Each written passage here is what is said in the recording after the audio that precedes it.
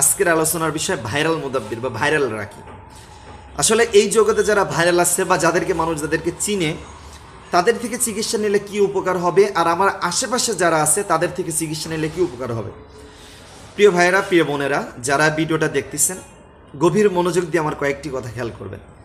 যারা ভাইরাল হয়ে গিয়েছে, মানে যাদের অনেক রুগী, অনেকে ফোন দেয়, দেখবেন তাদেরকে ফোন দিলে সপ্তাহ চলে যায়, মাস চলে যায়, কল দিলে কল ধরে না, মেসেজ করলে উত্তর দেয় না।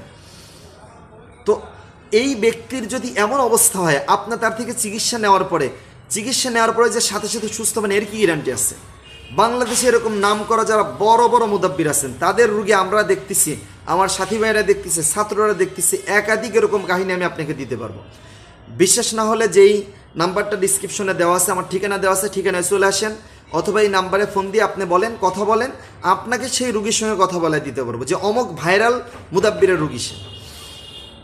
প্রিয় ভাই এবং প্রিয় বোনেরা, যেই ভাইরাল মুদাব্বিরকে আপনি এখন কল দিয়ে পাচ্ছেন না, তো চিকিৎসা করার পরে যদি আপনার রোগী আবার আক্রান্ত হয় তখন আপনি কি করে পাবেন? আপনার কি মনে হয়?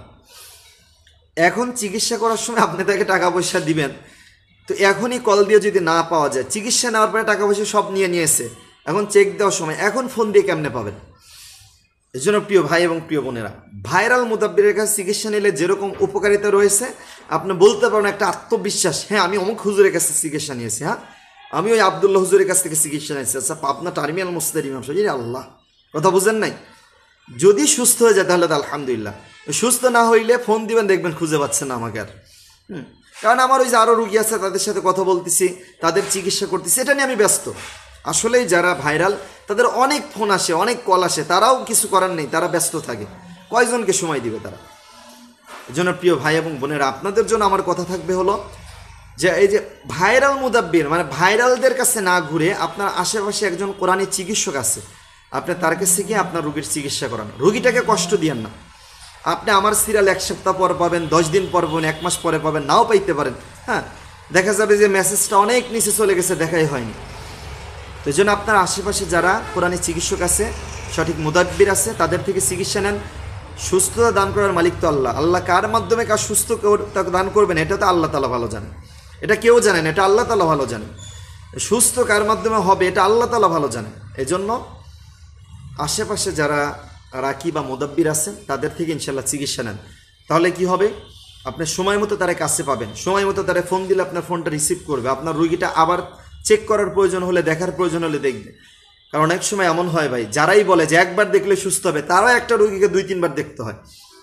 এরকম অসংখ্য রুগীদের চিকিৎসা অনেক অন্যরা করতেছে। হ্যাঁ, জমক হুজুর তো শরীর লক করে দিছে, বাইর লক করে দিছে, কিন্তু তাও রুগী আবার অসুস্থ হয়ে গিয়েছে। এই জন্য ভাইরাল মুদাব্বিরের কাছে না ঘুরে যারা কোরআনী চিকিৎসা করে আপনার আশেপাশে আছে তাদের কাছ থেকে চিকিৎসা নিন। আশা করি ইনশাল্লাহ আপনার রোগী সুস্থ হবে। আর ভাইরাল মুদাব্বিরদের থেকেও চিকিৎসা নিলে উপকার আছে, কারণ যেহেতু অনেক এরকম আল্লাহ বুজুর্গ আছেন যারা দেখা যায় একটা রোগী 1-2 বার দেখলে আল্লাহ তাআলা সুস্থতা দান করে। তো যে ভিডিওটা এখানে করলাম এটা সকলের উপকারের জন্য। আশা করি আমার কথাগুলো বুঝতে পেরেছেন। তো সকলে ভালো থাকেন, সুস্থ থাকেন, আমার জন্য দোয়া করবেন, আমি আপনাদের জন্য দোয়া করি। যারা অসুস্থ আছেন আল্লাহ তাআলা সবাইকে পরিপূর্ণ শিফা দান করুক, আল্লাহুম্মা আমিন। আসসালামু আলাইকুম ওয়া রাহমাতুল্লাহ।